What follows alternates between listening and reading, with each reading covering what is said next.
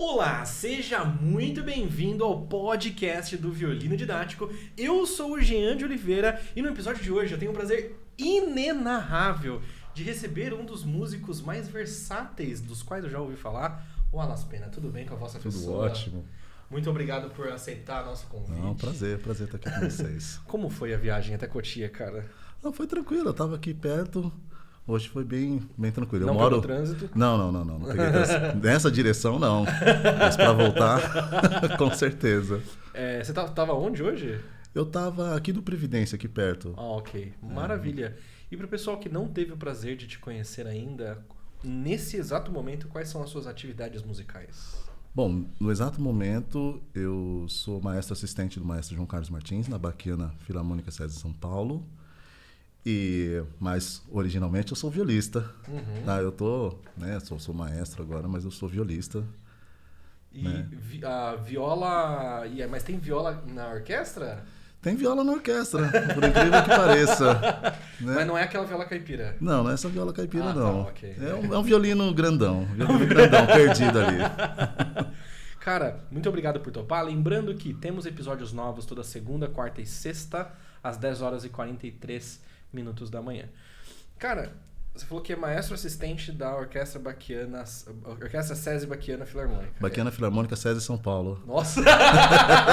Baquiana Filarmônica SESI São Paulo. Não trava-língua aí. Como que você chegou... Como que aconteceu isso de virar maestro assistente, sendo Você era violista da orquestra, certo? Violista da orquestra, exatamente. Então, aconteceu... A questão da regência aconteceu meio que do nada na minha vida. Não estava esperando.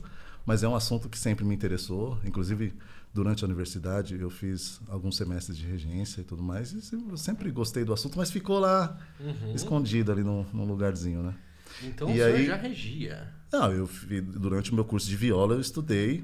Mas eu tenho uma história muito interessante. Que até quando aconteceu, eu pensei, se eu virar regente um dia vai ser uma grande história. Porque a primeira orquestra que eu regi foi uma grande orquestra. A Orquestra Jovem das Américas. A primeira orquestra que eu regi. Eu fui na primeira edição da Orquestra Jovem das Américas. Pra galera entender, me corrija se eu estiver errado, tá? Pra galera entender, a Orquestra das Américas, ainda tem esse projeto? Ainda tem, acho que mudou de nome levemente, alguma coisa assim, mas eu fui na primeira edição. Que aí a gente foi, que o Ioiomar estava como solista. Só? Tava o Dudamel como regente e o Carlos Prietro. E você... Eu regi, porque eles tinham talvez uma brincadeira, algo dessa ordem, que por todos os países que a gente passava, alguém do país regia o hino nacional. Ah, que maravilhoso. E eu regi o hino nacional em São Paulo. Que maravilhoso. Então eu falei, se eu virar regente, eu posso dizer que eu comecei com uma grande orquestra e continuo regendo uma grande orquestra, que é a Baquiana Filarmônica SESI de São Paulo. Essa Orquestra das Américas, basicamente, é um projeto que abre um edital em algum momento do ano.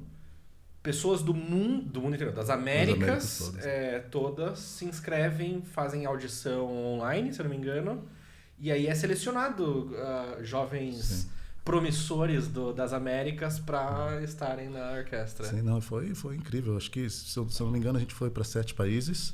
A gente se concentrou no New England, a gente ficou lá por mais ou menos umas 3 semanas ensaiando lá no próprio auditório mesmo do New England. E aí depois a gente saiu no turnê pelas Américas. Foi incrível. Que maravilhoso. Uma experiência fantástica. E nessa edição, o senhor era o único brasileiro? Não, tava eu, Gabriel Marim, tava o Israel do oboé, Felipe Johnson do violino, que hoje toca na Tom Halley. Felipe Johnson. Flávia. E por que te escolheram para reger? Por que me escolheram? É. Porque eles perguntaram quem vai reger, eu falei eu. Por isso que me escolheram. Cara, que maravilhoso. A oportunidade é assim, correto? Exato. E às vezes as pessoas acham que a oportunidade tem que ser assim, não, vem cá, deixa eu te pegar no colo, te colocar aqui, toma essa aqui. Você aceita e depois você se vira entendeu? Depois eu fui estudar lá como que dá entrada, como que dá... Entendeu? Mas eu não ia deixar passar uma oportunidade dessa, né? E aí fez ensaio também do hino nacional, fez o ensaio do hino nacional e o concerto? Fiz ensaio do hino nacional e o concerto. Cara, que sensacional. Fiz ensaio. Não, eu já comecei meio estilo maestro mesmo. Eu dei entrada assim, o pessoal ficou meio bagunçado. Eu falei, não, pera, vamos voltar aqui. Não foi junto isso aqui. Tal. já cheio de marra já. Mas foi aqui isso. Vocês estão no meu país, vocês vão agora tocar direitinho. Aí a gente ensaiou, tivemos um ensaio e o dia do concerto, eu abri o concerto aqui em São Paulo. Nesse momento, de alguma forma, já vislumbrava poder ser regente, ser maestro?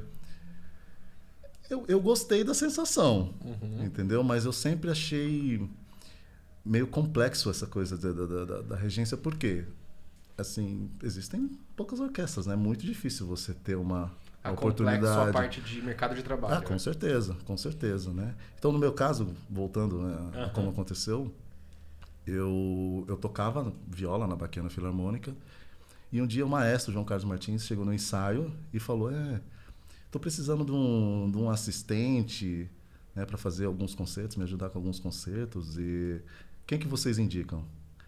E aí uma colega de viola, a Irina, ela falou brincando assim, maestro, coloca o Alas, ele é estudioso, ele gosta de estudar as coisas, coloca ele. Aí ele, mas você rege? Eu falei, rejo, maestro. Claro, nasci lógico, né? Já vacinado das experiências anteriores, eu falei, rejo, maestro, rejo. Ele falou, isso era num sábado, ele falou, segunda-feira você rege a Sinfonia número 3 de Mozart, completa? Eu falei, rejo, claro. Ele falou, então tá bom, vem aí, segunda-feira você rege a Sinfonia 3. Já em situação de concerto ou ensaio? Não, ensaio ainda. Ah, ok. Mas a estreia foi no mesmo mês já. Caramba. A estreia foi no mesmo mês. Aí eu regi, acho que ele curtiu. E aí daí pra frente virou história, né? Me tornei o assistente dele na orquestra. Isso faz quantos anos? Isso faz pouco mais de 2 anos. Maravilhoso, cara. Pouco mais de 2 anos. E aí, pô, eu gosto, assim, do assunto. E como tem sido essa transição instrumentista e maestro? Acho que Acho que a grande diferença mesmo foi a relação com os colegas, sabia? Eu imagino. Muito estranho, assim, do nada eu passei a ser o maestro e a gente tem uma relação... De amigo, e aí você mas tá quando lá, você vira maestro, então a relação fica um pouco diferente, entendeu? Porque eu acho que tá no DNA, talvez, né, essa pequena rixa, talvez, entre a hierarquia e tal.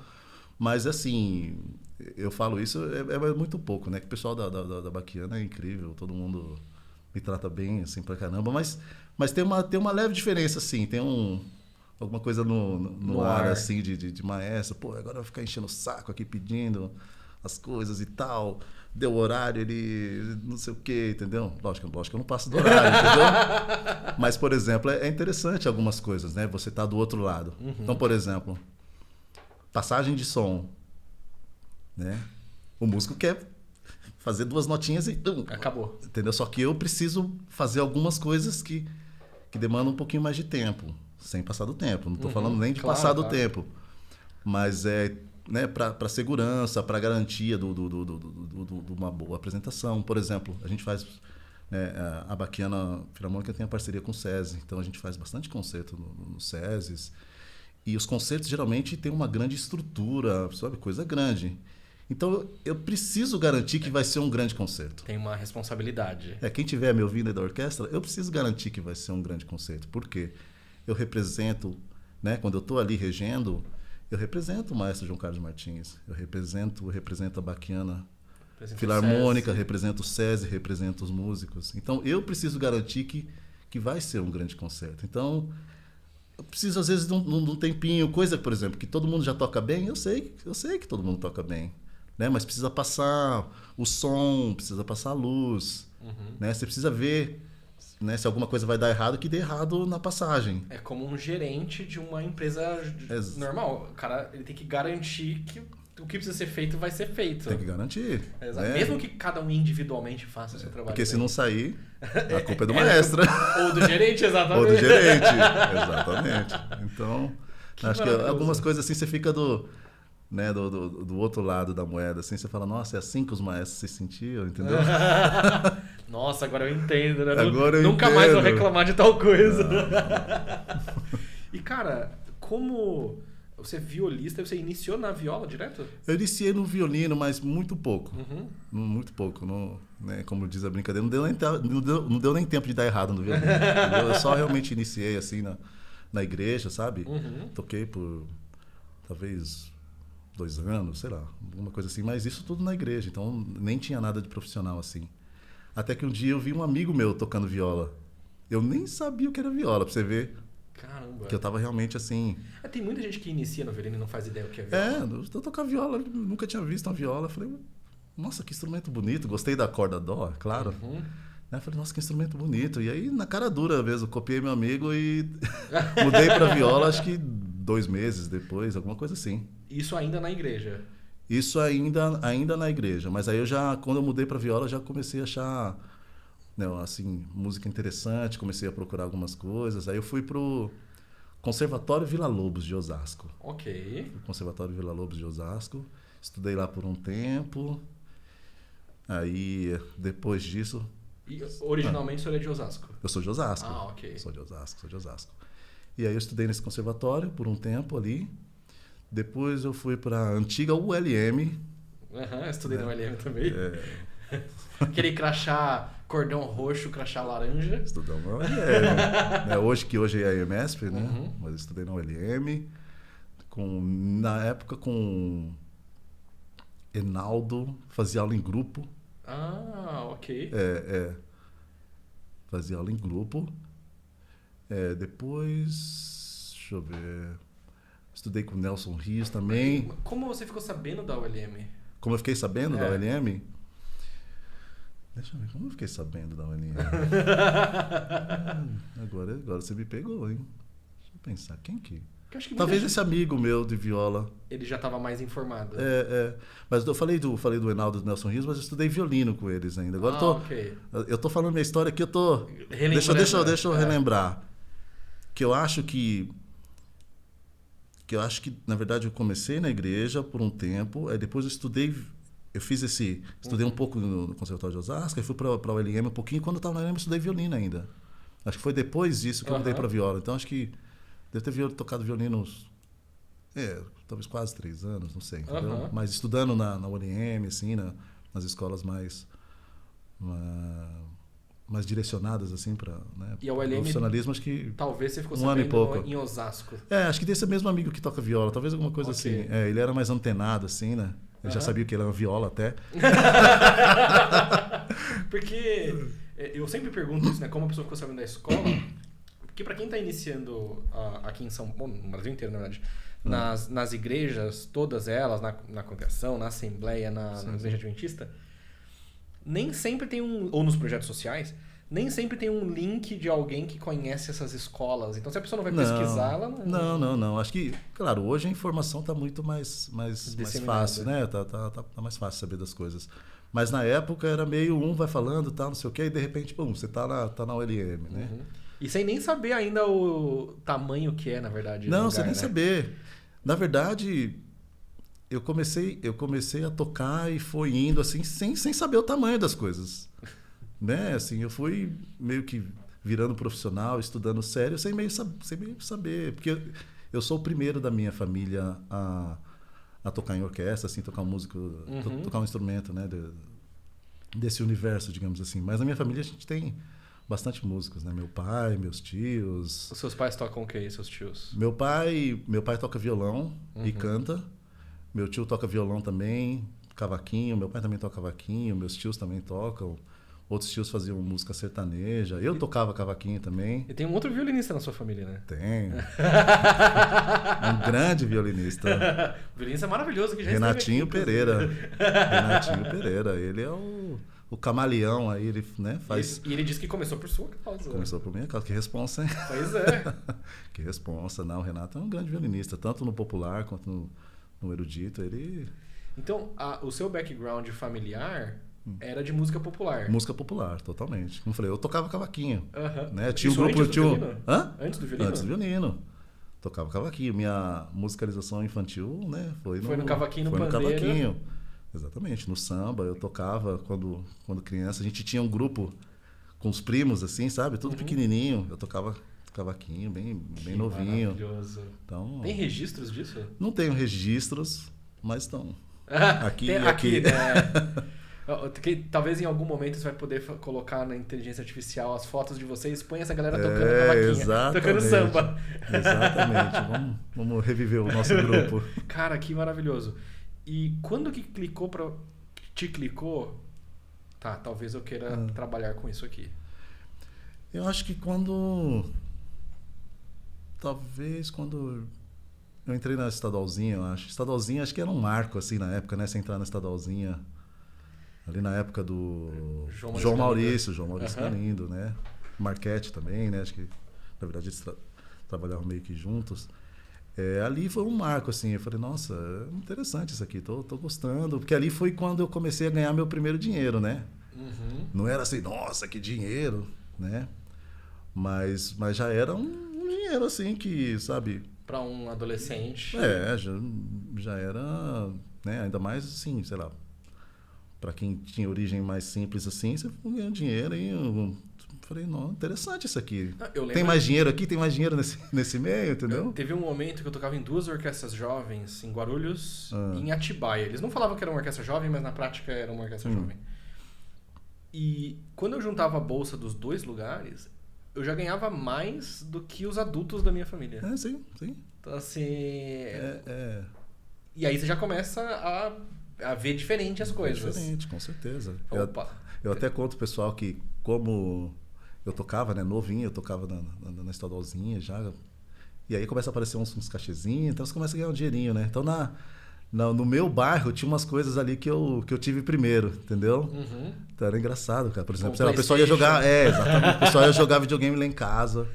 Que legal. Entendeu? Um dos primeiros computadores, assim, legais, assim, com internet e tal, pra jogar.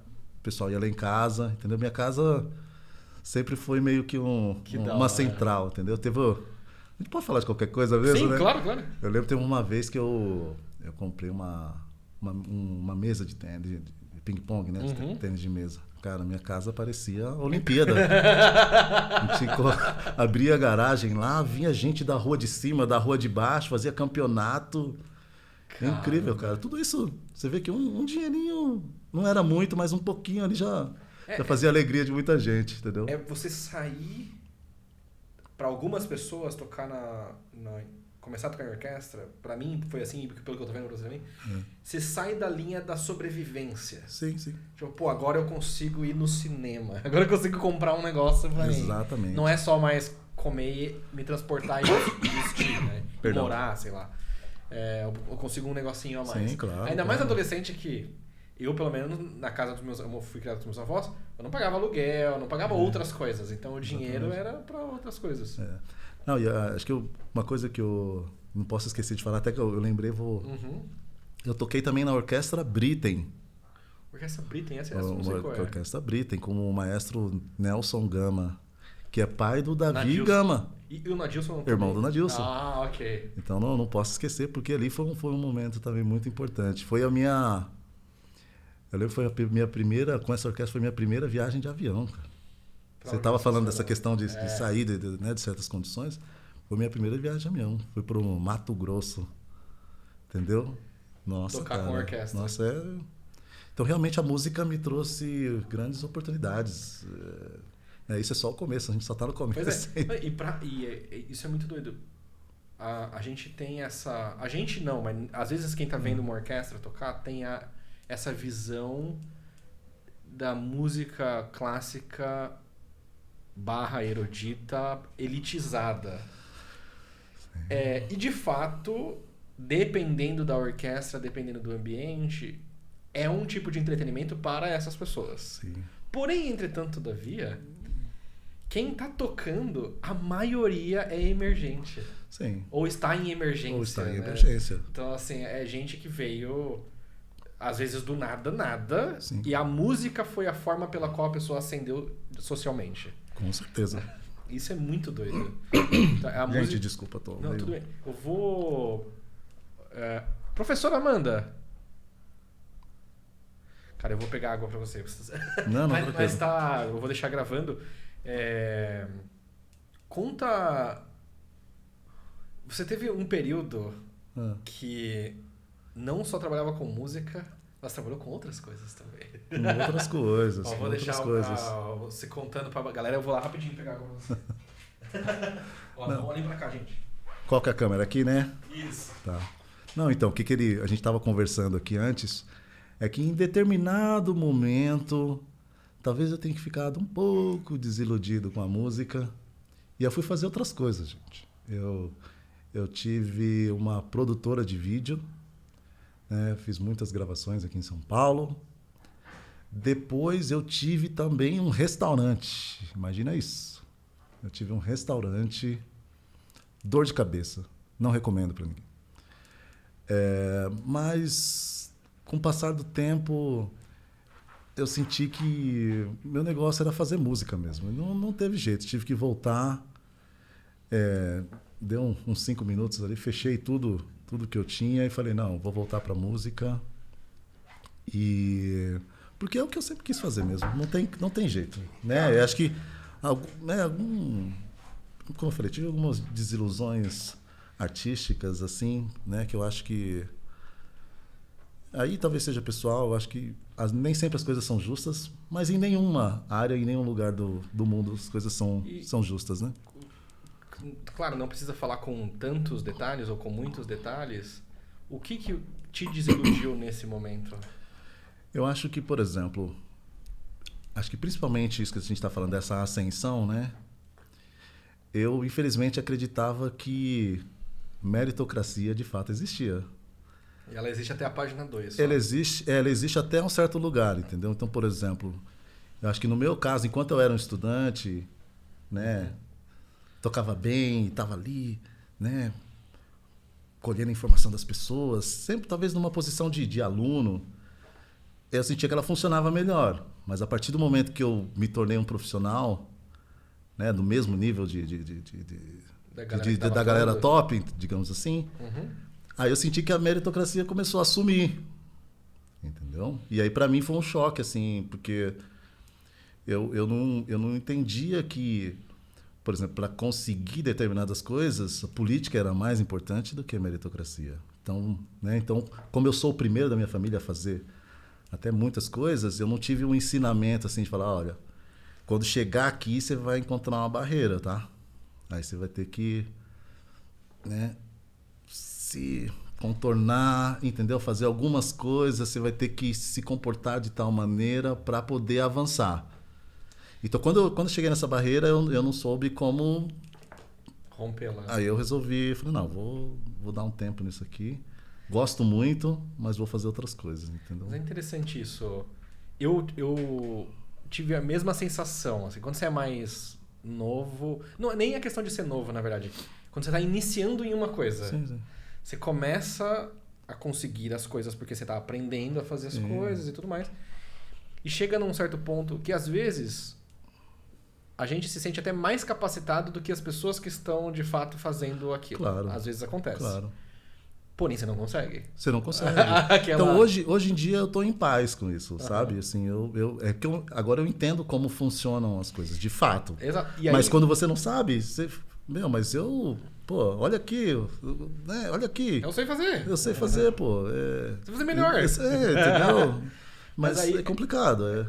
O que clicou pra mim, e foi bem recente, não faz muito tempo, é que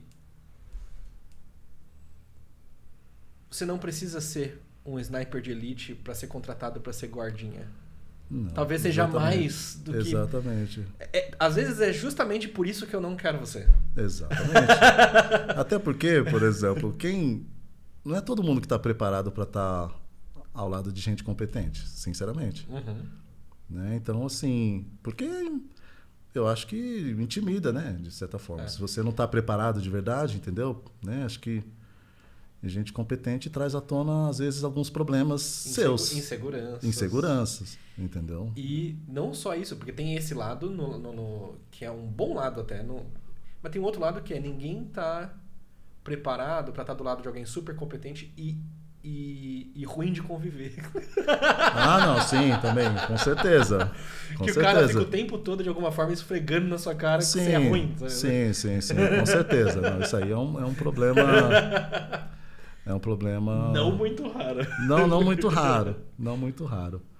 Eu até... É engraçado você falar isso, por exemplo. Hoje em dia eu tento ser uma pessoa mais resolvida, assim, né? Eu me esforço. Uhum. Mas, por exemplo, tinha uma coisa que eu fazia...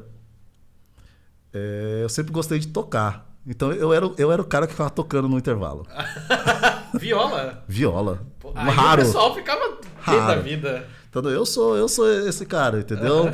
Eu não fazia... Eu acho que eu não fazia, assim, pra me mostrar exatamente. Mas eu gosto... É porque eu gosto de tocar mesmo. Eu gosto de tocar, entendeu? Quando eu era jovem, eu tocava o dia inteiro. Uhum. Entendeu? Então, eu não tocava só ali no intervalo. Eu tocava quando chegava em casa, eu tocava quando acordava. Eu tocava... Mas, por exemplo, eu entendo que, de fato, pode... Soar. Primeira coisa, pode ser chato mesmo. Falar, putz, esse cara não para de tocar, bicho. Entendeu? E pra quem tá de fora, pode soar. Olha lá, ele tá querendo Pode soar, melhor exatamente, entendeu? E eu acho que talvez seja isso mesmo. Parece que eu quero mostrar que eu sou superior, entendeu? Uhum. Né? Talvez inconscientemente tenha uma pontinha disso. Talvez. Entendeu? Sendo sincero, talvez tenha, né? Pensando... Mas eu sentia que eu fazia porque eu gostava de tocar. Mas agora eu entendo que algumas pessoas podem ter. Mas eu em algum momento, eu fui um FDP intencional. Ah, é? Você foi intencional? Intencional. Interessante. Porque Entendeu? eu não me orgulho disso, tá, gente? Quando eu era adolescente, eu tocava, por um período, melhor do que a média das pessoas da minha idade. E aí eu tava estudando já uns negócios mais difíceis, tipo com 15, 16 anos, já fazendo uns Isaías, uns concertos românticos, não sei o quê. E, às vezes, eu pegava pra tocar isso em sala de estudo, porque eu sentia prazer em ver os violinos abaixando. Eita! Da galera praticando. Gente, esse podcast tá real hoje, hein? Não, sabe assim, você tá tocando e você vai vendo a galera só baixando o violino assim e sentando, assim. Doente, completamente doente. Mas é real, acontece. É real. Assim, por exemplo, não tem como negar que o nosso meio é competitivo. É competitivo. Mas vou te falar, em alguns desses testes, vários testes eu passava, mas alguns deles, quem passava, é quem ficava no canto de boa, fazendo corda solta. Também, sim. Aquecendo. Por quê? Os snipers silenciosos ali só Exatamente. camperando. Porque aí tá o cara fazendo barulho lá e de repente na hora da prova não faz por onde. Exatamente. Pode acontecer. Ou o contrário, justamente porque a pessoa tem esse tipo de postura na prova, os professores já pescaram isso na outra porta e falaram, não, esse moleque não. Esse não. Não, mas é interessante, né? Claro, nós somos seres humanos, né? A gente não é nem 100% bom, nem 100% mal, né? Exatamente. Entendeu? Mesmo gente, por exemplo, isso é outra coisa depois também que mesmo gente assim que considerada ruim, tem o seu lado bom, né? Às vezes você convive e fala, pô, não é tão ruim quanto parecia, né? Exato. Ou gente boa assim fala, não é tão bom quanto parecia, não é tão legal quanto parecia, gente, né? ruim também ama e também protege quem ama. Aliás, eu vou pegar um gancho e falar aqui. Gente ruim pode tocar muito bem, tá? Vamos esquecer isso daí que... Não, porque se você é uma pessoa ruim, você vai tocar mal. Não, mentira. Você pode tocar muito bem. Então, melhor do que quem é lindo. Tem, inclusive, uns famosões aí que se vocês pesquisassem, lessem a página 2... Exatamente. Não tô nem falando do Brasil, tá? Tô falando internacional. Não, internacionalmente. Pode tocar lindamente, gente. Você vê essa galera a realidade que faz documentário das coisas na China, assim, pra salvar as crianças. Aí quem é mais conhecido de música já sabe de quem eu tô falando. Mas é bonito no documentário, né? Sim. E aí quando você lê a página 2, você sabe os outros porquês, aí você tipo... É complicado. Mas tem nuances aí, né, na nossa existência. Exato. E de alguma forma, todo mundo tem teto de vidro, então assim, não dá também pra... Todo mundo... Esses são ruins, eu sou bom. Tipo, não sei. Depende de quem tá contando a história. Depende de quem. Depende de quem. Exatamente. E, cara, quando foi... Então, teve um período que eu estudei na Sala São Paulo particular com o professor Florian Christer, que foi seu colega lá. Opa. Florian. E eu te via nos corredores. Sim. E, pelo menos pela aparência, você era um cara muito jovem. Então, eu deduzi... o Wallace deve ser um academista da USESP. E eu descobri, na verdade eu acho que alguém já tinha me dado essa bronca antes de que não era, que você não foi academista da USESP, você tocava na USESP. Eu tocava na USESP. Então é bom, vamos aproveitar o momento E né, deixar claro que eu nunca fui academista da USESP. Bastante gente confunde isso. Bastante gente me confunde isso. Né, muita gente acha que eu fui academista da USESP. Na verdade, não. Quando eu terminei minha faculdade, eu recebi o convite da USESP para tocar como músico convidado. Então eu voltei direto da USESP, praticamente do avião para a USESP. Que legal. Então muita gente, acho que depois de eu ter ficado um tempo fora, não me conhecia assim. Né? Então, de repente, brotou ali um cara né, na orquestra e aí o pessoal achava que eu era da academia e tudo, mas não, eu já estava tocando no USESP. Onde você estava estudando? Eu estudei na Lynn University, na Flórida, em Boca Raton. Eu fiz minha faculdade lá. Que legal. E minha graduação. Graduação. Fiz a graduação. Você tem que fazer todas aquelas outras matérias. Eu fiz tudo. Meu Deus do céu. Eu vou chegar até perto aqui. Não recomendo, gente. Faça a faculdade Faça no Brasil. pelo menos a graduação. Pelo menos a graduação. Porque eu tive que estudar biologia, tive que estudar Química, matemática. física. Exatamente. Tive que estudar... O que mais? Até aula de retórica eu tive que fazer. Eu fiz aula de informática. Aliás, tem até uma história... Por algum motivo, eu fui convidado para participar do campeonato internacional de Word. World of Warcraft? Não. Word do Office, Microsoft Office. Existe o campeonato mundial de Word. Eu acho que eu fui bem na matéria na escola, cara. Eu o que tá acontecendo, gente? Eu vim estudar viola aqui. Mas como que é uma competição de Word? Nem sei, eu não fui, cara. Eu não fui. Cara... Entendeu? Mas é por isso, eu tava no... acho que deixar... Nos Estados Unidos eles têm um currículo base, né?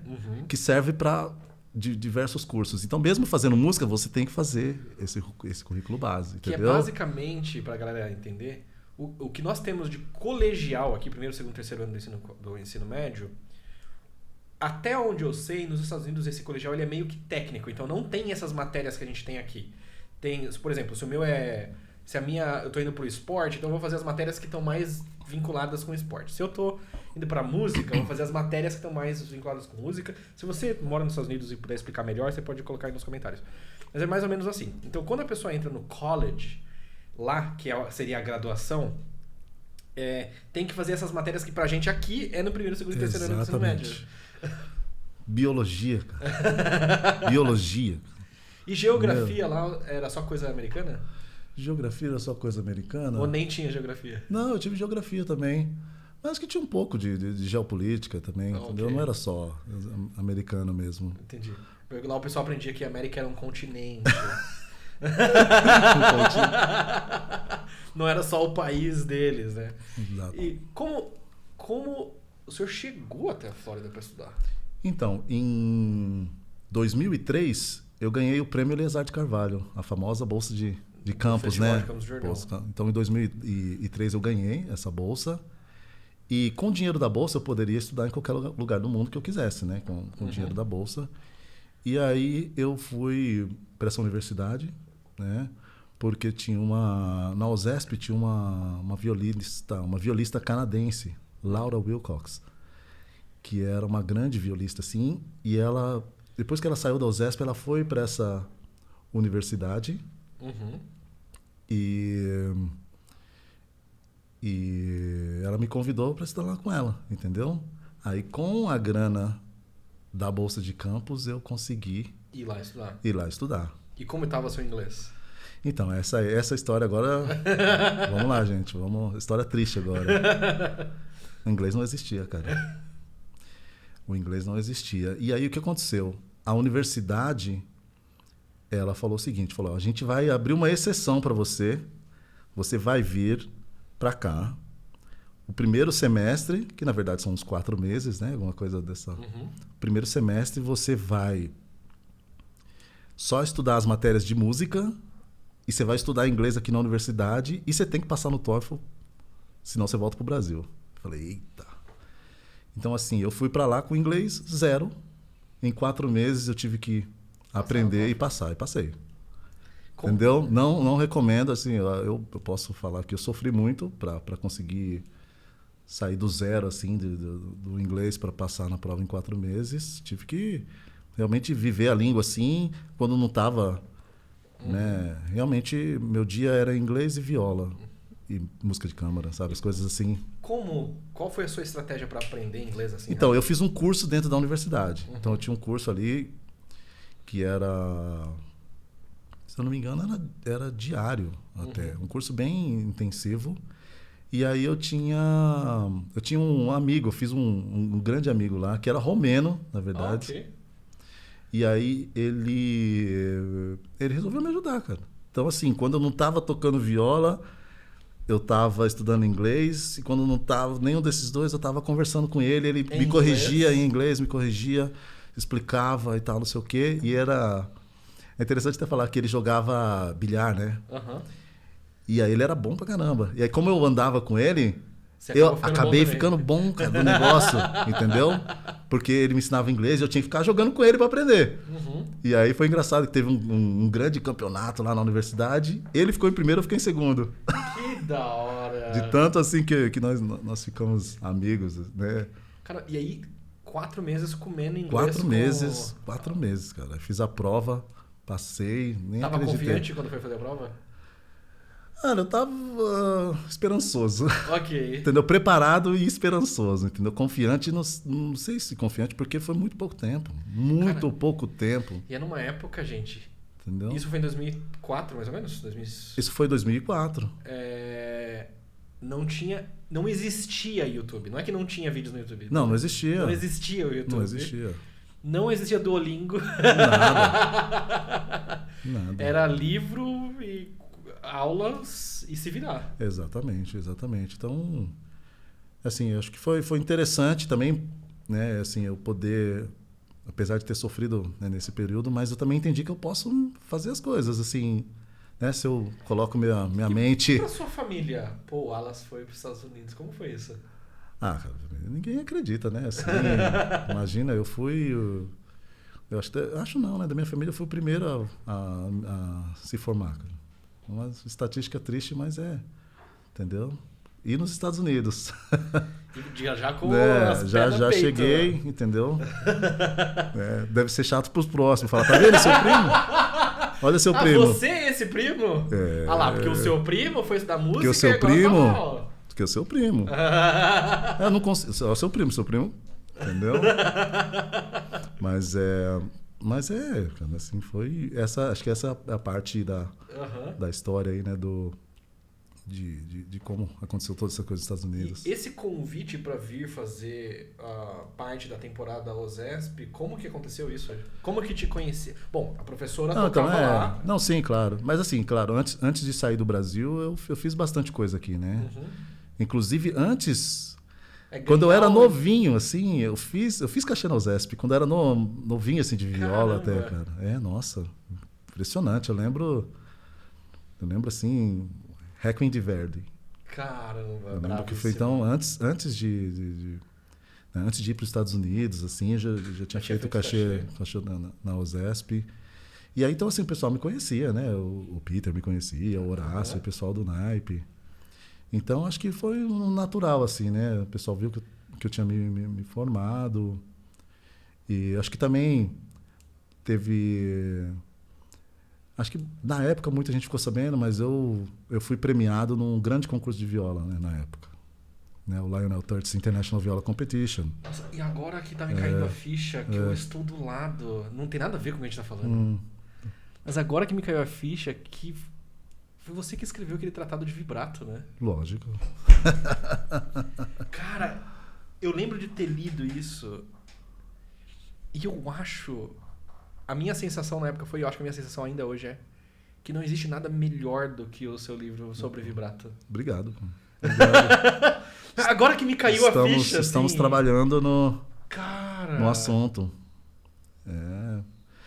Eu acho... Eu lembro que você mapeou o vibrato da galera, dos artistas principais, assim. Exatamente.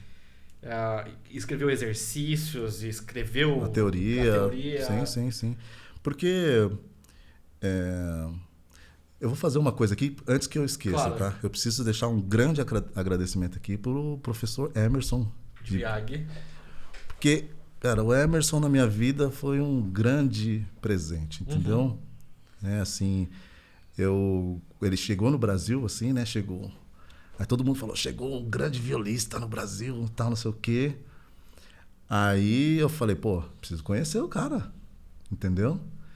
E aí eu cheguei assim nele, na época não tinha tanta grana assim, né, cara? Conheci o Emerson, tá, conversei com ele, eu falei, professor, gostaria muito de fazer aula com o senhor, mas não posso pagar não. Já comecei, já comecei direto já, entendeu?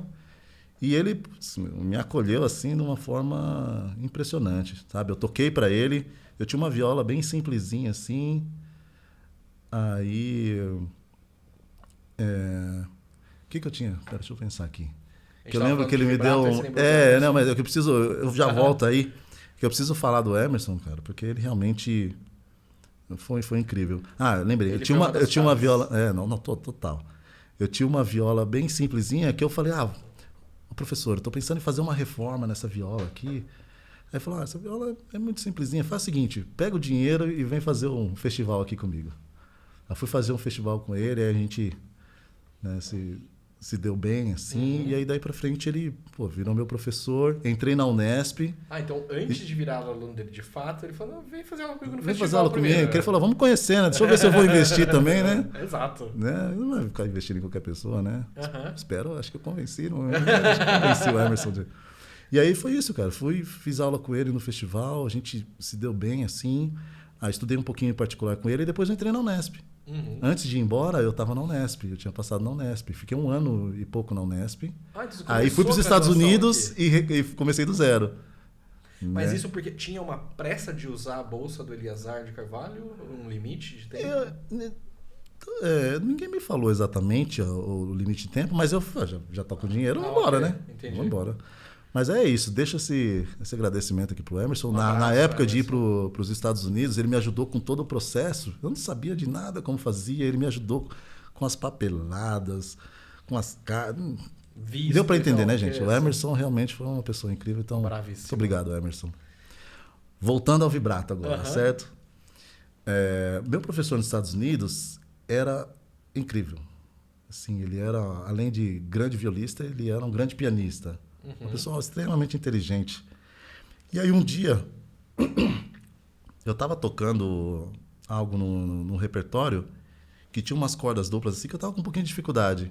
Aí ele falou, tô vendo que você está com dificuldade aqui, vou pegar uns exercícios aqui que eu escrevi e vou te passar aqui. Eu falei, você que escreveu? Ele falou, eu que escrevi. Eu falei, mas a gente pode escrever? Tá tudo bem? Tá tudo bem? Escreveu tudo que tinha pra então eu escrever, falei, já não tá tudo escrito? Entendeu? Então, nesse momento, eu tive um clique. Falei, nossa, eu posso escrever. Né? Eu posso estudar o assunto e eu mesmo escrever. E aí, assim, meio que praticamente a partir desse momento, eu entendi que eu podia escrever. E também eu tomei uma decisão, que eu falei, um dia eu vou ser professor, certo? Eu não quero ser um professor que da classe toda só uma pessoa toca bem. Né? Então, por exemplo, um professor que tem uma grande classe e uma pessoa toca bem... Talvez seja o aluno e não o professor. Entendeu? Então, estatisticamente falando, né, a probabilidade é que essa pessoa seja, né, iria tocar de qualquer forma.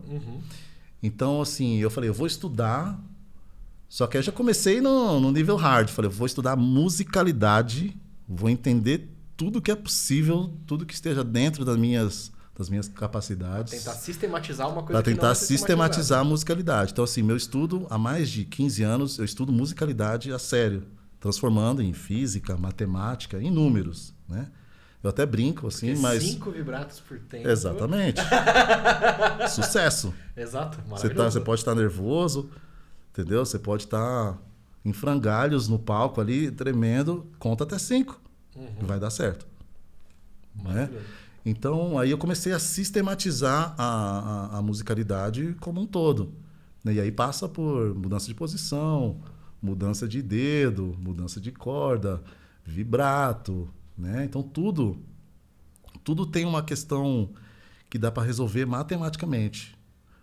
Né? Então, esse é o meu trabalho, transformar o que a gente chama de subjetivo em objetivo, concreto. E tem o livro desse que ficou bem famoso entre... O primeiro trabalho é o de vibrato. E tem já isso em vídeo, você explicando o que tá lá? Tem. Tá, ok. Tem, só tem que pagar.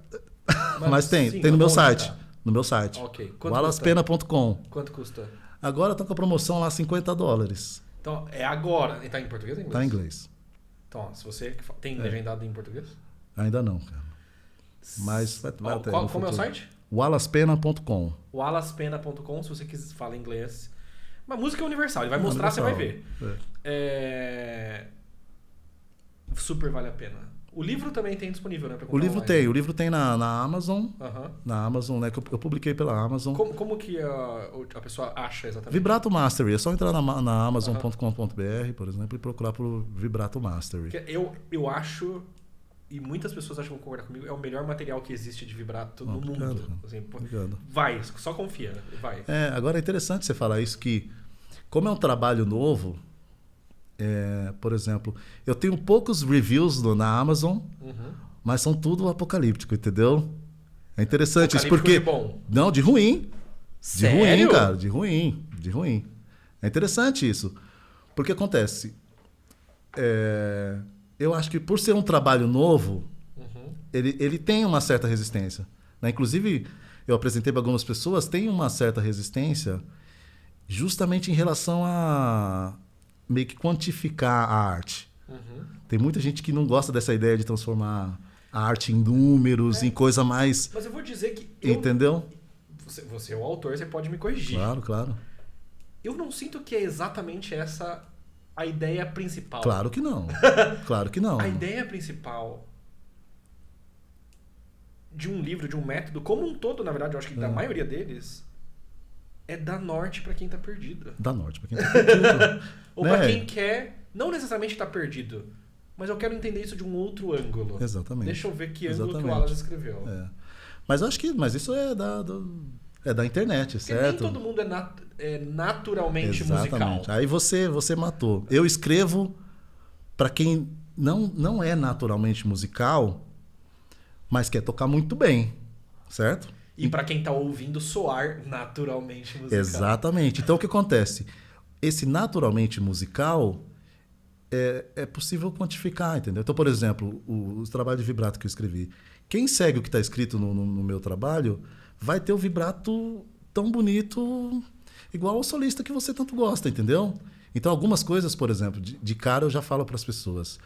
Quais são os problemas centrais assim do vibrato da média? Vibrato lento. Esse é o principal. Né? Porque, assim, se você pegar os grandes cantores, os grandes solistas, praticamente nenhum tem um vibrato lento. Entendeu? Por quê? Um vibrato lento, ele realmente deixa a música mais... morosa. Entendeu? Molengo. Molengo, entendeu? Não tem jeito. Então por exemplo, eu apresento os números e falo, não fiquem bravos comigo. Esses são os números, e aí o que acontece? Você tem que se virar para fazer. Né? Agora, esse é o norte. Eu te dei o número. Agora você se vira, corre atrás do número. Faz esse exercício, faz exercício, entendeu? Acho que o problema é que fica essa coisa, por exemplo, dos talentosos, dos gênios, fazem as coisas e os outros não têm ideia de como conseguir aquilo. De como conseguir, entendeu? Então, assim, né? Então, essa é uma coisa, eu falo. Os números estão lá. Então, por exemplo, vai dar um exemplo. Um vibrato médio de um grande solista vai ser o quê? 5 Hz. Né? 5 oscilações por segundo. Então, por exemplo, você tá em casa, se você colocar no metrônomo a 60 e conseguir fazer 5 oscilações completas. O que é oscilação completa? Frente e trás.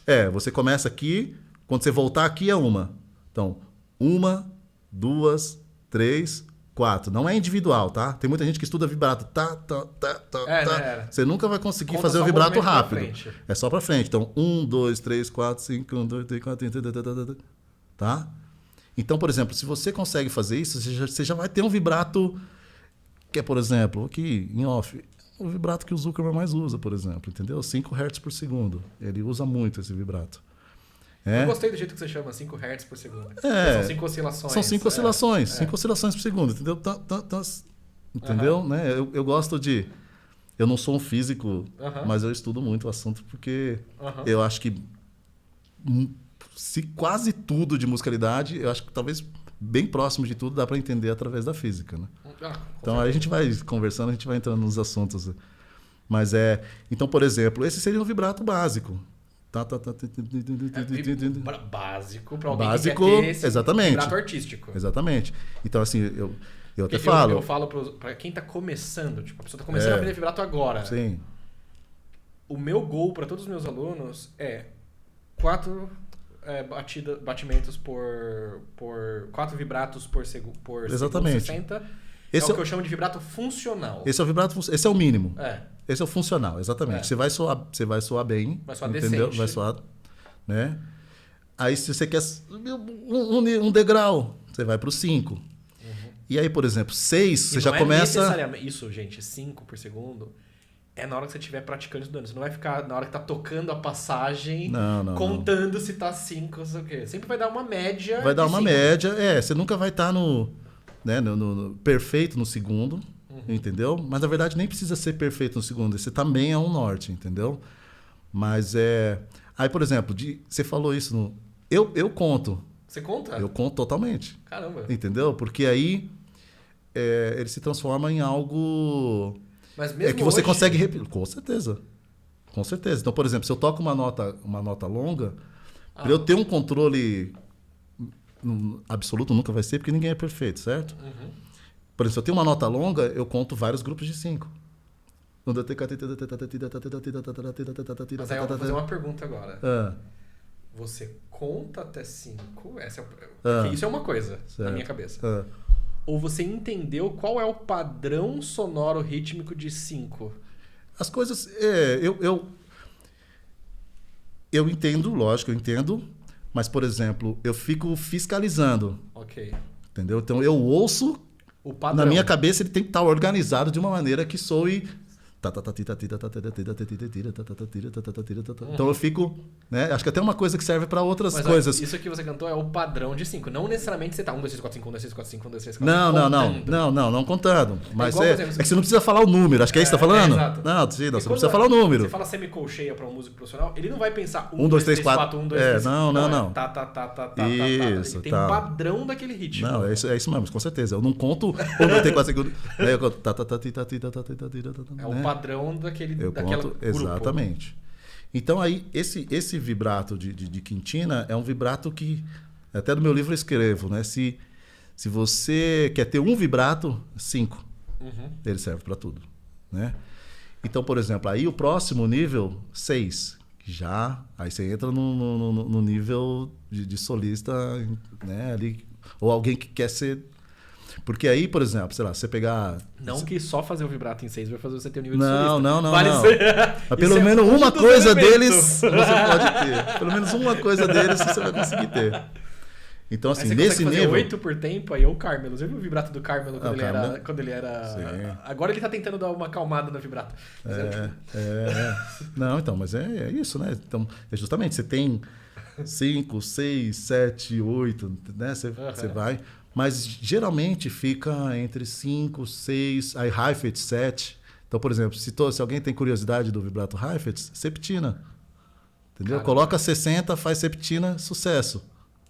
Entendeu? E você, pra contabilizar isso, eu fico pensando no processo de contabilizar.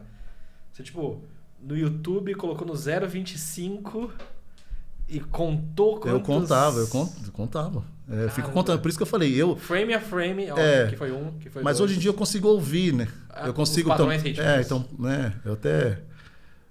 Eu brinco assim, mas não é tão brincadeira assim, que eu ouço alguém tocar, eu ouço números agora. Tipo, você faz uma mudança de posição, eu sei se você fez uma mudança de posição do tamanho de uma semifusa, de uma fusa, ou de uma... entendeu?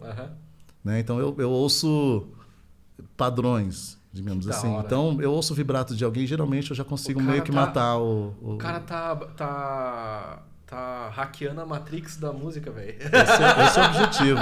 Esse é o objetivo. Todo mundo tem que tocar muito bem. Se quiser. Agora eu sempre falo. Se quiser e tiver disposto a pagar o preço. Tem que pagar o preço. Como eu falei, eu dei o número aí. Né? Você quer tocar incrivelmente, assim... sei lá, por exemplo, pegar o Ravel, Cigane, né? Cigane, por exemplo, começo, que é um começo...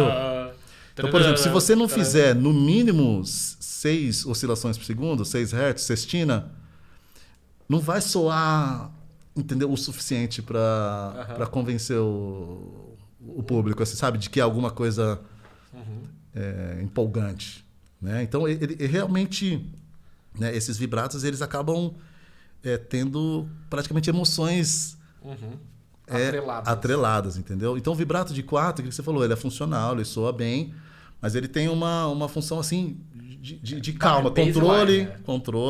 Então, por exemplo, quando eu toco algo mais tranquilo, eu penso em fazer um vibrato de 4. Então, né? Então, por exemplo, se eu tenho um trecho mais introspectivo da música, eu faço um vibrato mais tranquilo. Digamos assim, na prática, vamos dizer que 70% da música 5, 15, 4, 15, 6. Sem nada, né? Dependendo do estilo. Ou se é coisa muito rápida, não vai dar pra vibrar de qualquer forma. Exatamente. Ou dá. Depende do quão rápido. Não, depende do quão rápido. Mas é interessante você falar isso, porque... Até se a cheia, dá pra vibrar. Então isso exatamente. Um dos grandes segredos... Dependendo do BPM. Um dos grandes segredos dos grandes solistas é que eles vibram nas notas rápidas. E aí é outra música. É outra música, não tem nada a ver. Né? Você vai dizer... Tá, lá, lá, lá, lá, lá, lá. É diferente de você... É outra música. Né? Então, por exemplo, em trechos muito intensos, né? Eles vibram nas notas rápidas, né? Não tem jeito. Então, aí é outra coisa. Quer tocar muito, né? Tem essas coisas. Agora, eu tô falando assim... Mas nem todo mundo quer tocar assim também. E tá ok. Tá tudo bem. E nem todo mundo usa necessariamente o vibrato como parâmetro de nível X ou Y. Porque é como você disse, é um dos elementos. Mas, se você não... Tem coisa que não dá pra fazer sem ele. Entendeu? Porque, por exemplo, se você for pensar, volume do nosso instrumento é extremamente limitado. O vibrato ajuda a ter mais volume. O vibrato ajuda a ter mais volume, por quê? Na verdade, a gente pensar, né, em questão de física mesmo, a amplitude que a gente tem no vibrato nada mais é do que volume. A amplitude é volume. Então, você tem uma amplitude curta, você tem um volume baixinho. Você aumenta a amplitude, você literalmente tem um volume maior. Então, por isso que o vibrato, né, você vê os grandes solistas que usam o vibrato largo, por exemplo, porque, de fato, né, ele empurra as moléculas de ar mais longe. E não tem muita conversa em relação a isso. Então, tem... Né, eu costumo dizer que o vibrato é um mundo à parte, entendeu? Quem entra para valer, por exemplo, eu estudo o assunto há muitos anos e ainda me surpreende, entendeu? Eu falo para os alunos que o vibrato, além de ser um mundo à parte, quando você chega no momento de aprender o vibrato, tô falando de alguém bem iniciante mesmo, bem iniciante não, né? Que tá começando a aprender o vibrato, que não é necessariamente tão iniciante assim. Para ficar tranquilo, no sentido de... Isso é a coisa mais difícil... falando de tempo de aprendizagem, é absolutamente a coisa mais difícil que tem para aprender no violino. Com certeza. Então, uma vez que você venceu... Com certeza, não se citam mal. Porque... Me fala assim, Jean, mas o spiccato também demora. Ninguém demora 3 meses para fazer um bom spiccato. Não. Ninguém. Se tiver bem instruído, ninguém. Não. Ninguém vai demorar 3 meses. Agora, um vibrato... funcional, que nem é o vibrato artístico que a gente tá falando ainda, cara, você pode colocar aí, depende de pessoa, de 2 a 6 meses tranquilamente. Pode colocar. Não, e isso que eu tô falando também é só a pontinha do E aí, pra chegar nesse vibrato que ele tá falando, você põe uns anos aí. Porque eu tô falando desses números, né? Só que os grandes artistas fazem o quê? Eles brincam com os números. Um número vai pro outro, que volta pro anterior, que vai pro mais lento. Né? Então ainda tem toda, né, esse uso mais artístico do vibrato. Então realmente um mundo à parte. Esse foi o primeiro que você publicou? Esse foi o primeiro. Aí agora eu estou escrevendo outras coisas. O que você está escrevendo agora? Agora eu estou escrevendo um sobre coordenação. Interessante. Coordenação porque é a base do virtuosismo, certo? Então assim, eu tenho digamos assim, tem algumas coisas que eu preciso cobrir para meio que garantir que quem seguia... Entendeu? Porque o meu trabalho provavelmente vai tocar muito bem. Essa é a minha ideia. Sabe? Então, por exemplo, uma coisa básica, certo? A mão esquerda vem na frente. Sempre. Não. A mão do instrumento vem na frente. Como assim? Peraí. A mão do instrumento vem na frente, porque não necessariamente... Isso é uma coisa recente. Como assim a mão do instrumento? Eu tô enchendo o saco das pessoas agora sobre isso. Nem todo mundo toca com o instrumento na mão esquerda.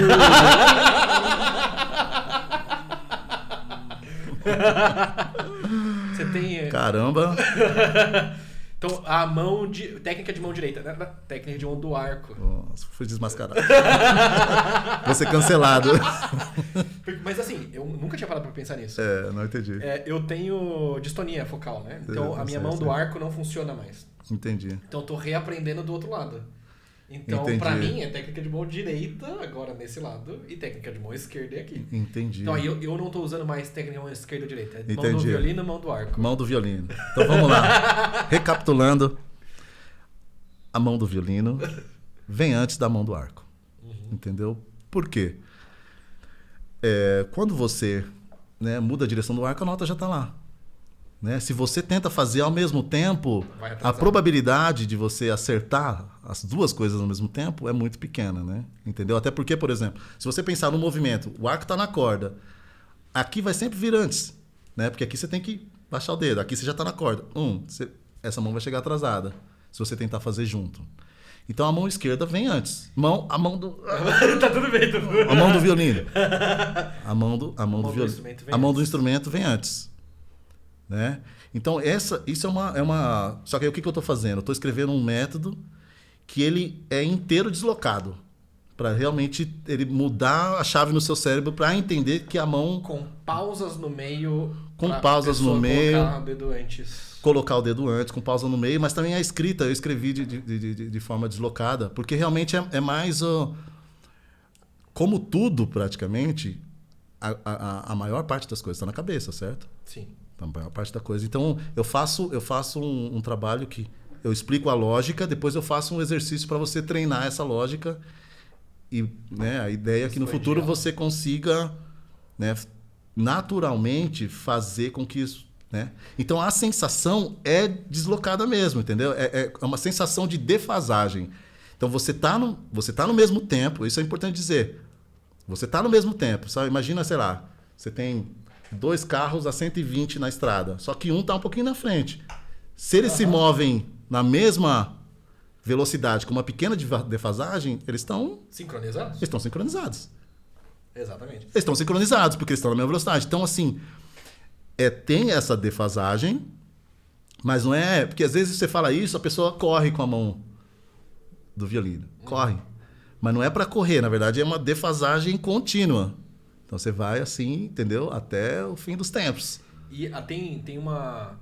Isso é uma coisa interessante, que se a pessoa estiver escutando com atenção o próprio instrumento, ela consegue chegar nessa... Consegue. Nesse raciocínio. Porque se você toca com as coisas andando juntas... A nota falha, porque a corda precisa de um tempo para vibrar na outra frequência. Exatamente. Não fica exatamente no ritmo. Aí que fica... Exatamente. Para quem tá ouvindo, fora. Se você começa a desincronizar... Eu falo para os meus alunos que tocar violino, ou tocar violino no tempo, é fazer os movimentos desincronizados para que soe sincronizado. Exatamente. Então, na verdade, você matou um grande negócio. Tudo é uma ilusão. Nós somos mágicos. Afinação é uma ilusão. Ninguém toca afinado, né? Sei lá, afinação tem um monte de afinações diferentes, certo? Né? Depois, se você quiser, a gente entra nesse assunto, mas a ideia é essa. A gente cria a ilusão de que as coisas... Legato, ilusão.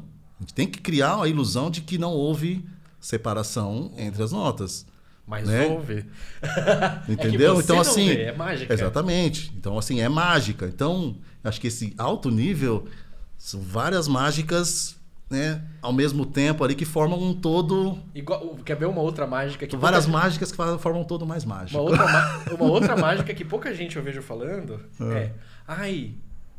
quem tá muito iniciando, né? Professor, meu arco treme. Deixa eu te contar um negócio. O arco de todo mundo treme. Mas todo mundo treme. A questão é, das pessoas de alto nível que você tá ouvindo, não soa essa tremidinha do arco.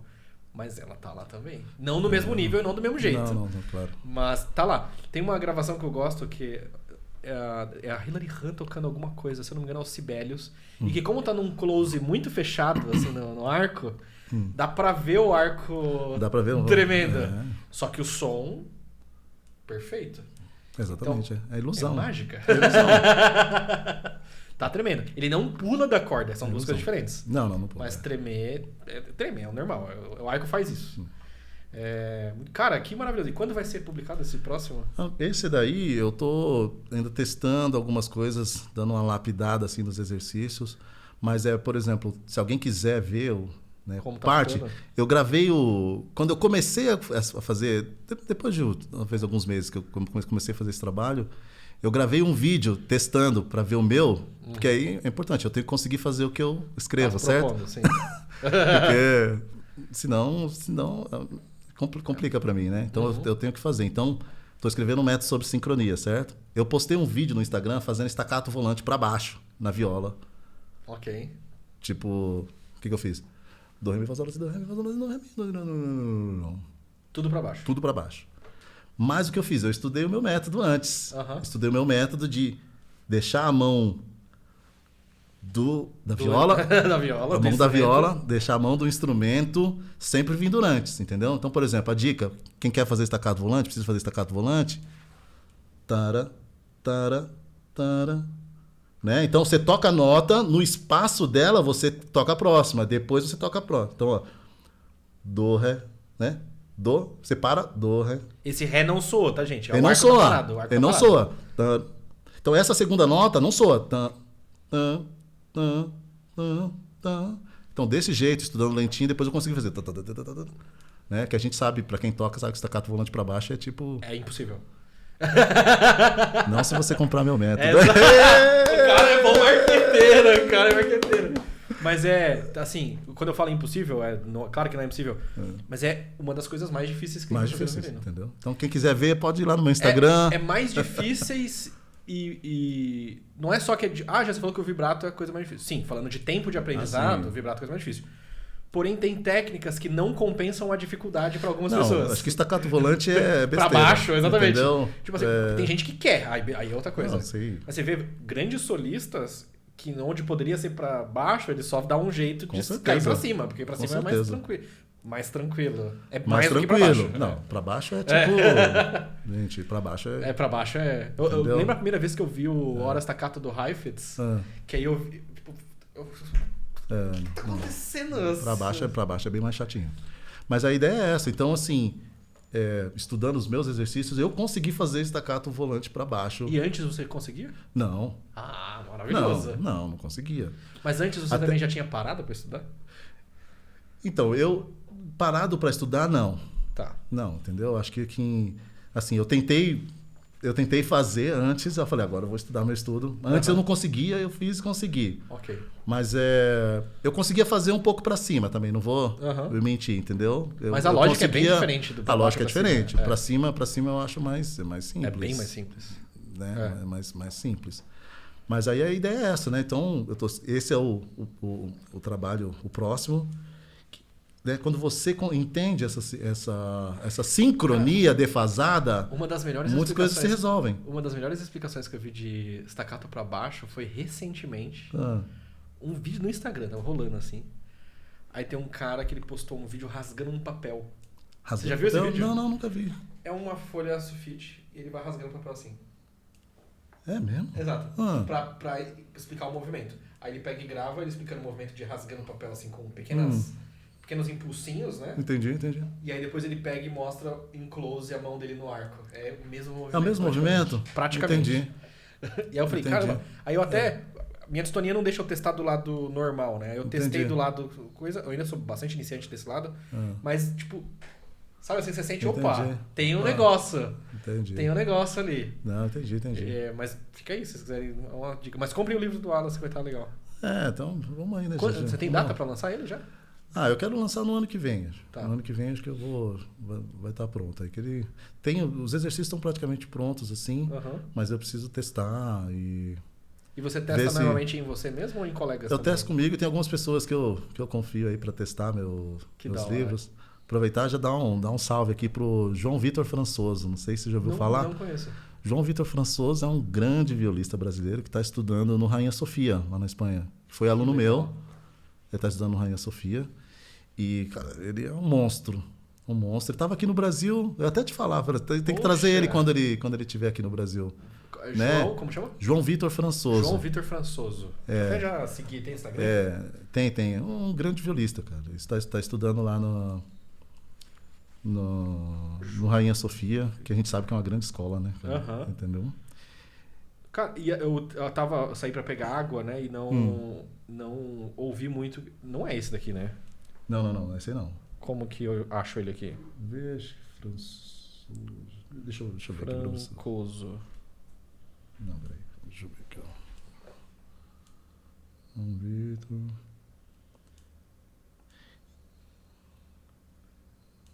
Aqui é o Françoso. Show. Então, eu saí pra pegar água e você falou um pouco das suas outras carreiras. Cara, falei. como que o audiovisual entrou na sua vida?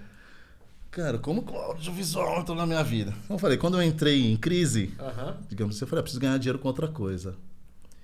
E aí eu fiquei pensando, falei, putz, negócio de gravar orquestra, essas coisas não tem muita gente que faz, né? Eu falei, deixa eu ver como funciona isso aí. Aí comprei algumas câmeras, comecei gravando os amigos, assim. Aí o negócio foi crescendo, virou gravar Porque orquestra. você acaba dando referência rápido, então, né? exatamente. E aí, assim, eu tive que aprender a mexer com áudio, né, com vídeo, edição. Aí, assim, tem uma coisa, talvez, minha, eu sou extremamente curioso, entendeu? Eu sou extremamente curioso e eu sou meio autodidata das coisas, entendeu? Às vezes demora um pouquinho, mas eu gosto do processo. De aprender. Aí é pessoal. Na verdade, talvez nem recomendo muito, tá? Não é para todo mundo. É o caminho mais longo. É o caminho mais longo. É o caminho onde você pode cometer mais erros, né? Você pode ficar... Então, assim, né? Se possível, desde o começo já tenha uma instrução adequada. Violino didático. Gostou? O cara é muito marqueteiro, velho.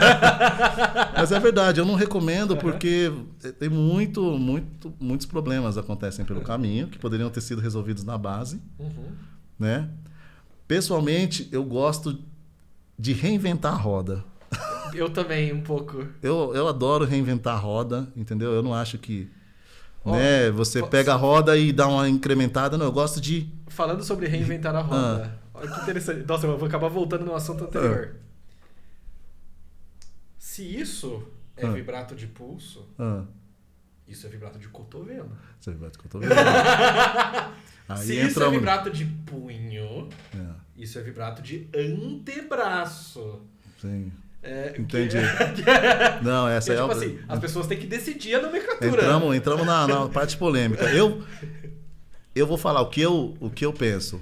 Pra mim, o vibrato que eu uso mais, eu penso no dedo, entendeu? Por que o dedo?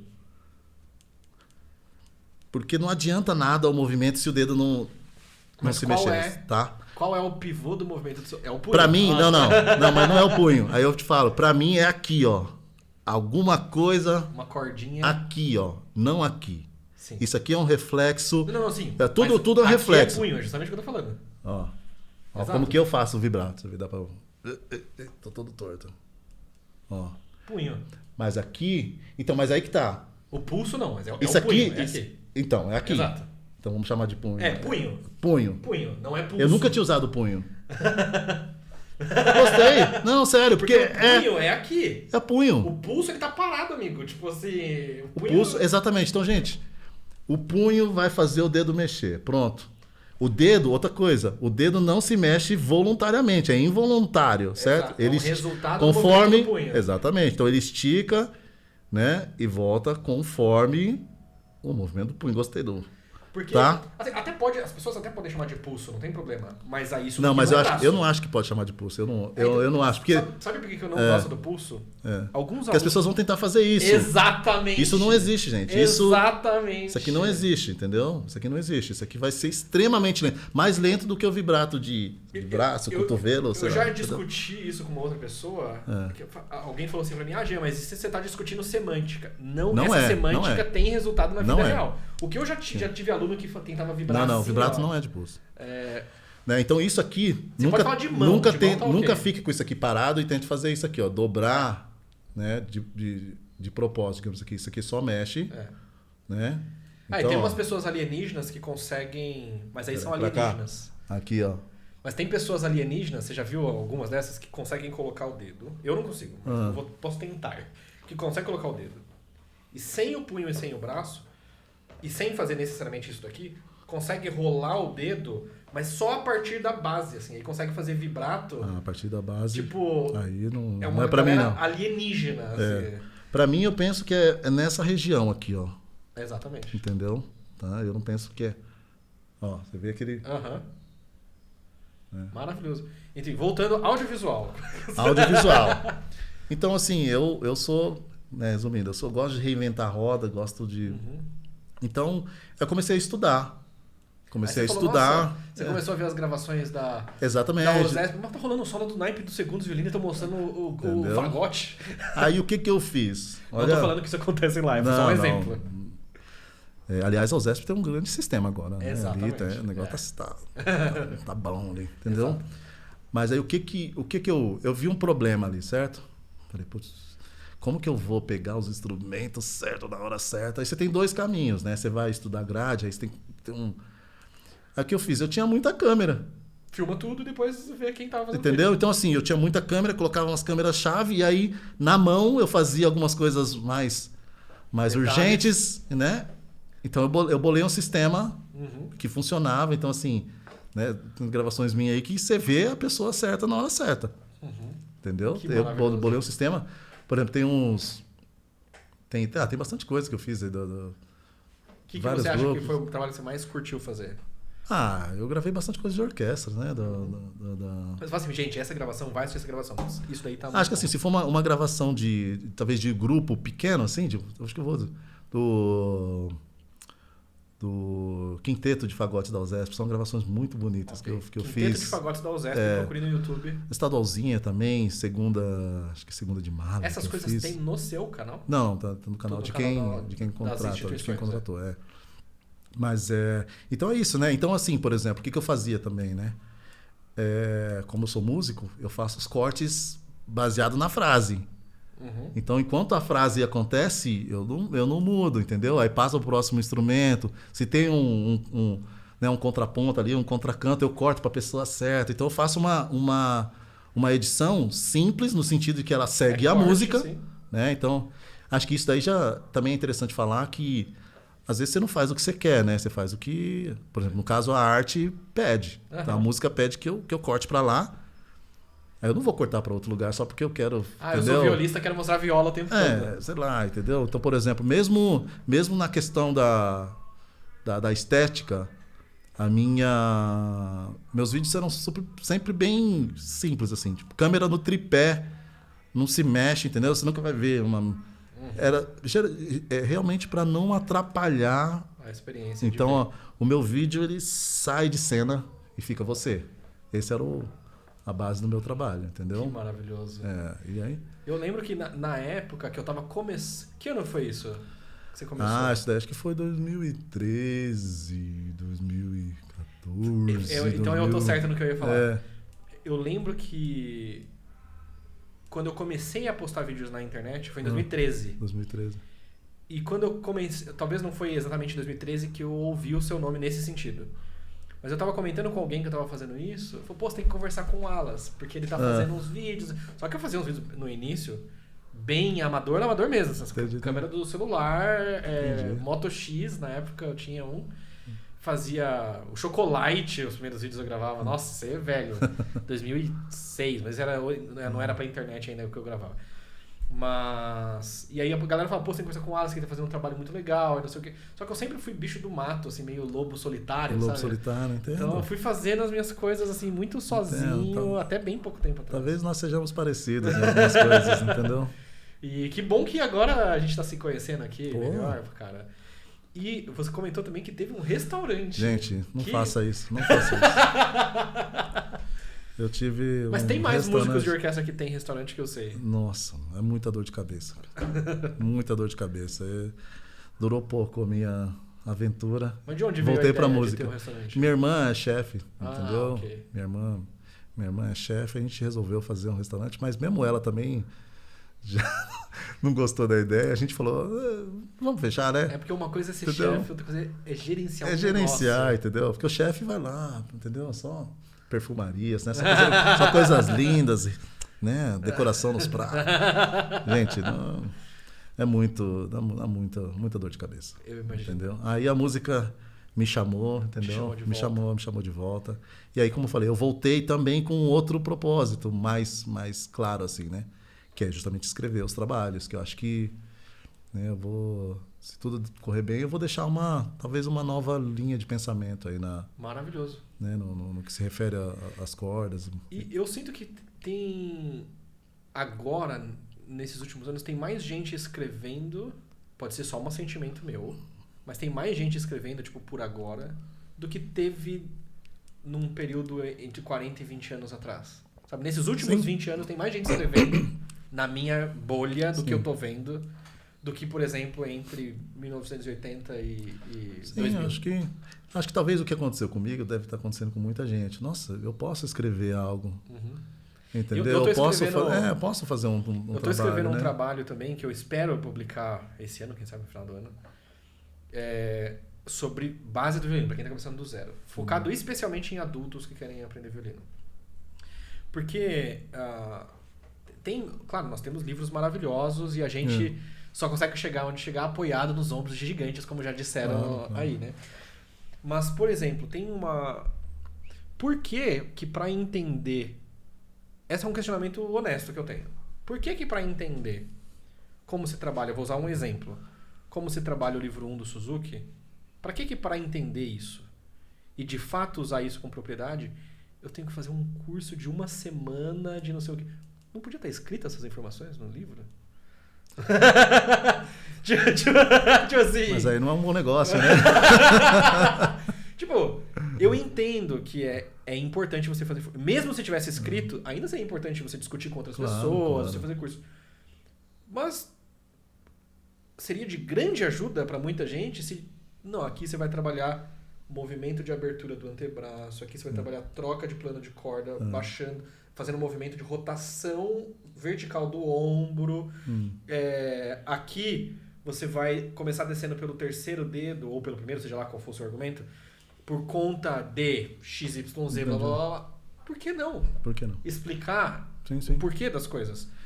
Isso até advoga a seu favor. Porque assim... o que acontece muito das pessoas às vezes virem pra mim, já eu tô no método Suzuki, o método Suzuki não funciona. Não existe método que não funciona. Todos eles funcionam se eles forem aplicados do jeito como foram pensados. Sim. Porque senão eles nem estariam publicados e não estariam tanto tempo por aí. Sim.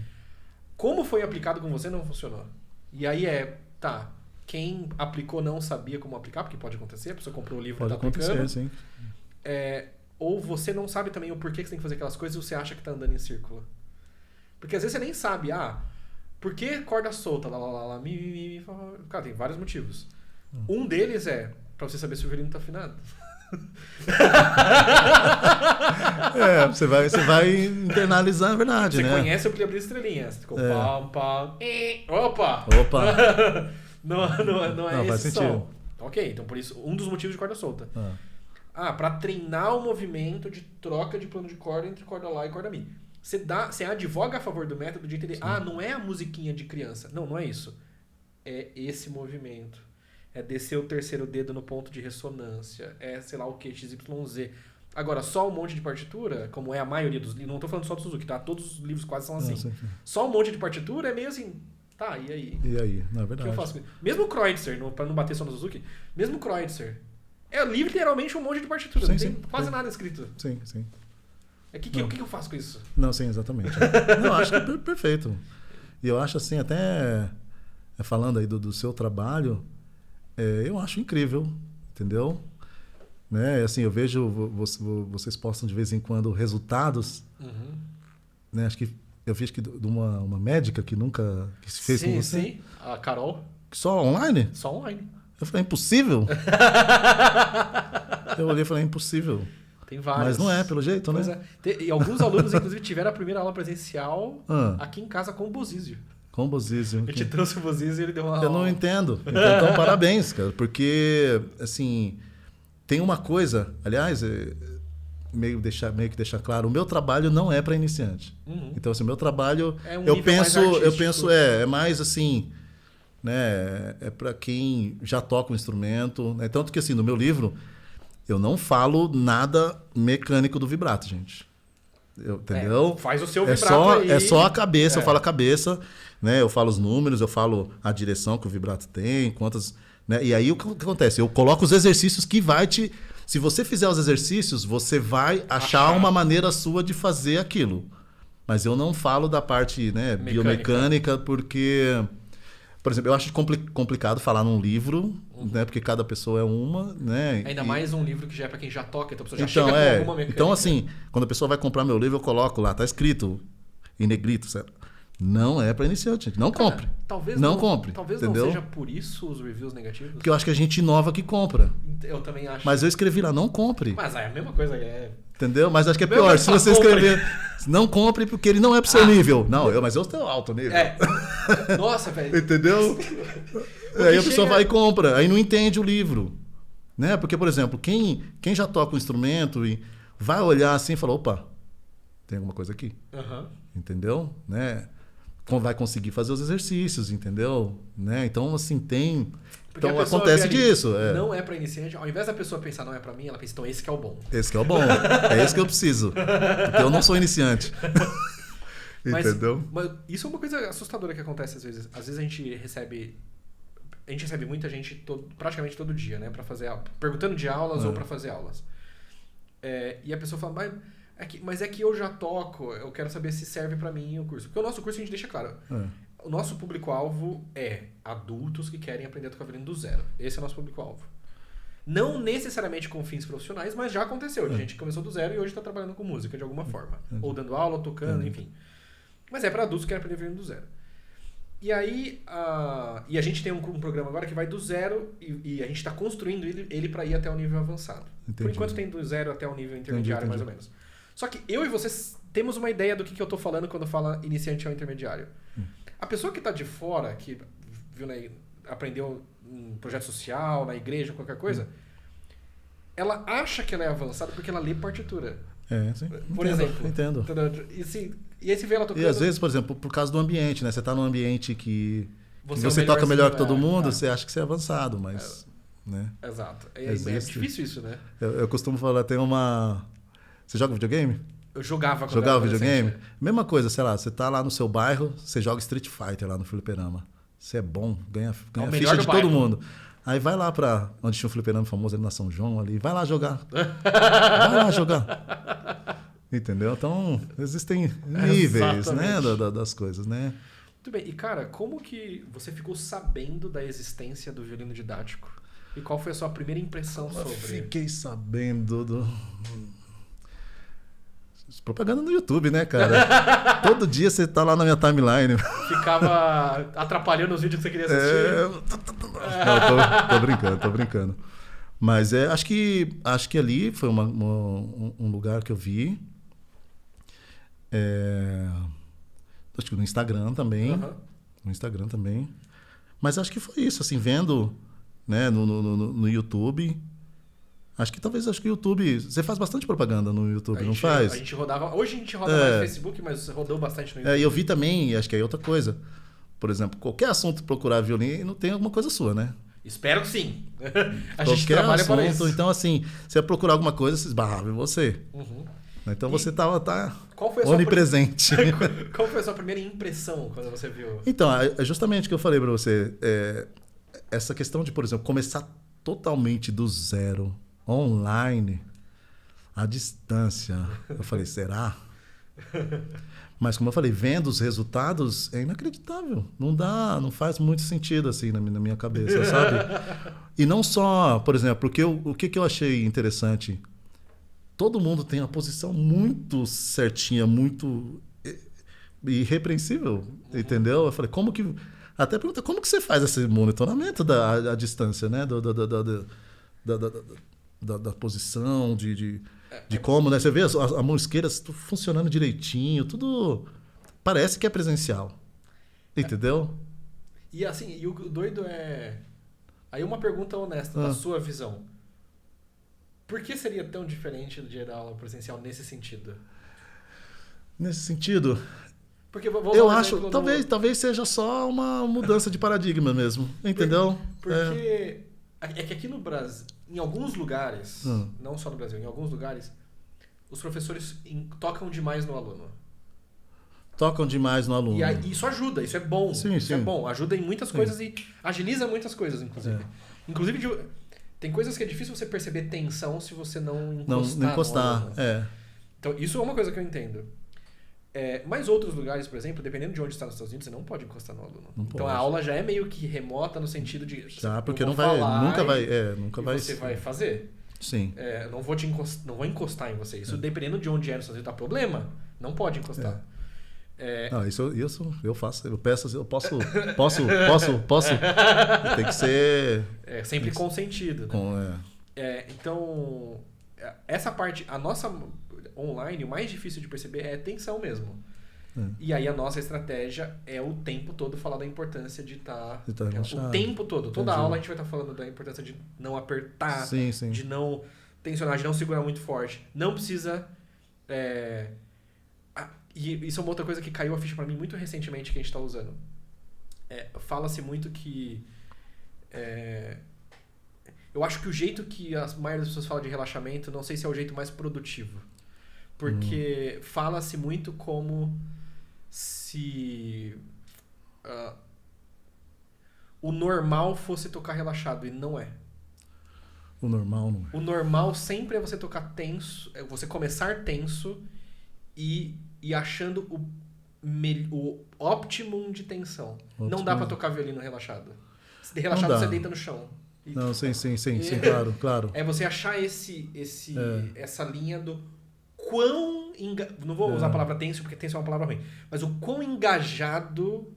Quão minimamente engajados os meus músculos precisam estar pra fazer aquilo. Sim.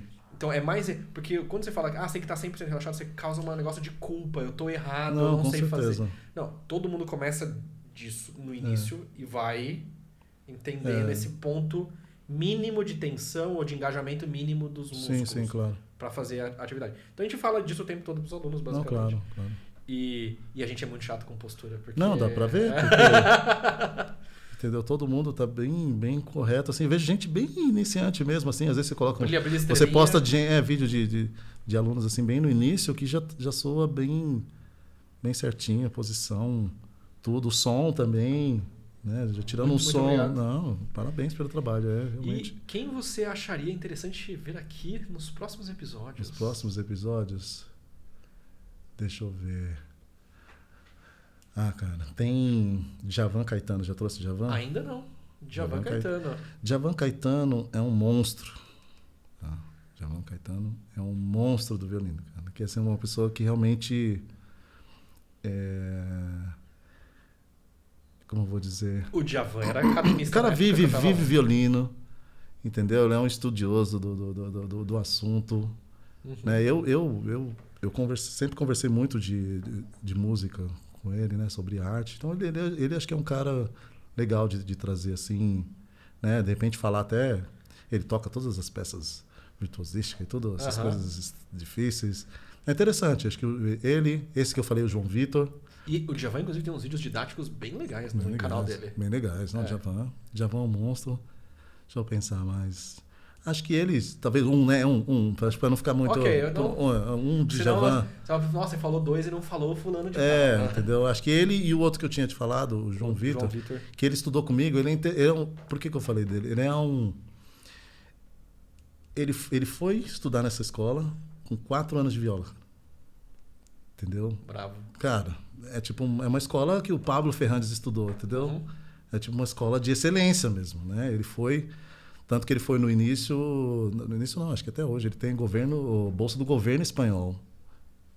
Que maravilhoso. Você entendeu? Né? Que é tipo assim... Ele não tá pagando para estudar lá. Entendeu? Então os caras falam, não, você tem, né? Você vem estudar aqui com a gente paga aqui para você estudar. Então, assim, ele é um caso... E ele, como estudou comigo, né? Essas minhas teorias... Ele foi aplicado nele. Ele foi aplicado nele. Então, assim, ele estudou comigo 2 anos, mais ou menos. Então, ele tocava há 2 anos, estudou 2 anos comigo.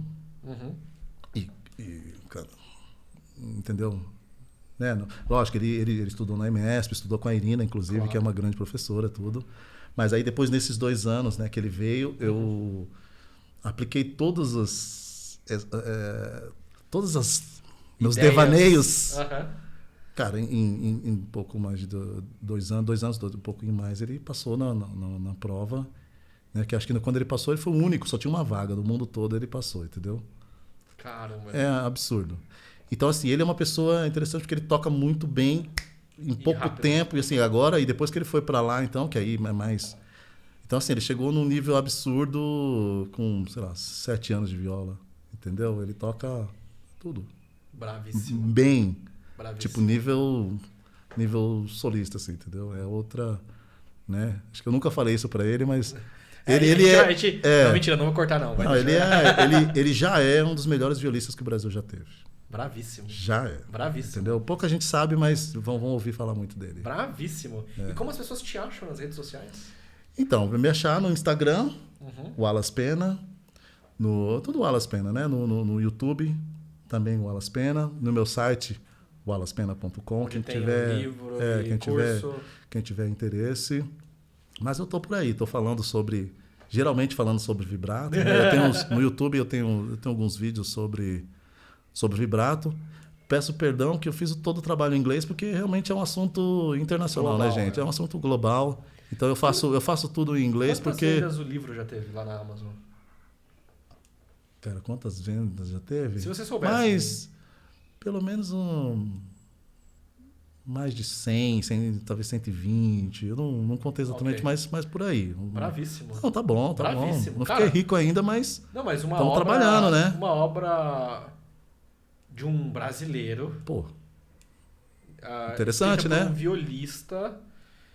Normalmente quem escreve esses livros são violinistas. Exatamente. Você vê os tempos estão mudando, cara, entendeu? Então, assim, só assim, bravíssimo. Parabéns pelo trabalho. Obrigado. Prazer inenarrável tê-lo aqui. Prazer foi meu.